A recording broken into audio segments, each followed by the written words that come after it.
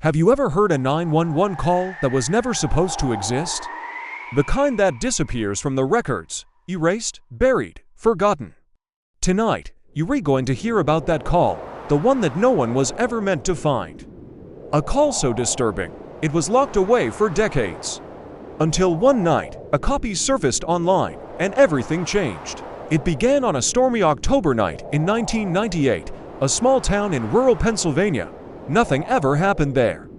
But at 2:37 a.m., a 911 dispatcher named Claire received a call she would never forget. The line crackled like someone whispering through a storm. At first, she heard nothing. Then a faint, trembling voice. "He's inside." Claire sat upright. "Ma'am, what's your address?" she asked. But the caller only repeated, almost in tears, "He's inside." "He found me." Thunder rolled, static hissed. In the background, something moved, a slow creak of wood, a breath, like someone just stepped into the room. Claire's voice trembled now too. "Stay calm, ma'am.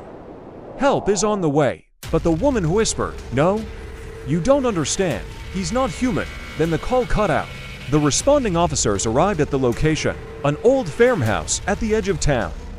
The door was open, lights flickering, phone still off the hook. But the house was empty. No woman, no sign of a break-in. Only the faint smell of burnt wood, and a phone still humming with a low electrical buzz. The recording of that night was filed under inconclusive, but weeks later, strange things began happening at the dispatch center. Late at night, operators reported hearing whispers on open lines, words they couldn't understand, static that seemed to breathe. Claire tried to move on, but she started getting anonymous calls. Every night, no voice, just the sound of someone breathing.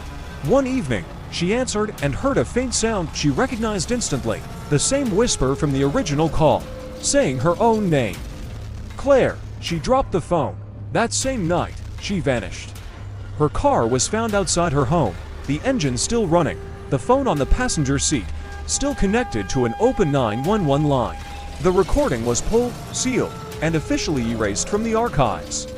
But years later, when the station upgraded its systems, an old backup tape was discovered. The technician who found it played just 10 seconds before shutting it off and resigned the next morning. He said there was another voice on the line. Something breathing alongside the woman, whispering a single word, "Listen." No one knows how that tape leaked online, but within hours of its upload, it spread like wildfire across dark web forums. Listeners claimed to hear things that weren't supposed to be there. Knocking, whispering, faint screams beneath the static. Some even said if you listen at exactly 2:37 a.m., the same time the original call came in, you can hear your own name whispered in the background. Today, the original uploader is gone, his account deleted. His last post read, "It called me back." The file itself vanished, every copy wiped clean. But fragments of the audio still appear randomly in forums, mixed with new noise each time, as if it's still evolving, still alive. So what was that 911 call? A haunting? A cover-up?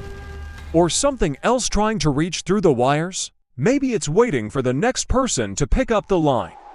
If you think you're brave enough to hear more stories like this, true horror, mysterious recordings, and the dark side of reality, make sure to subscribe, like, and turn on the bell.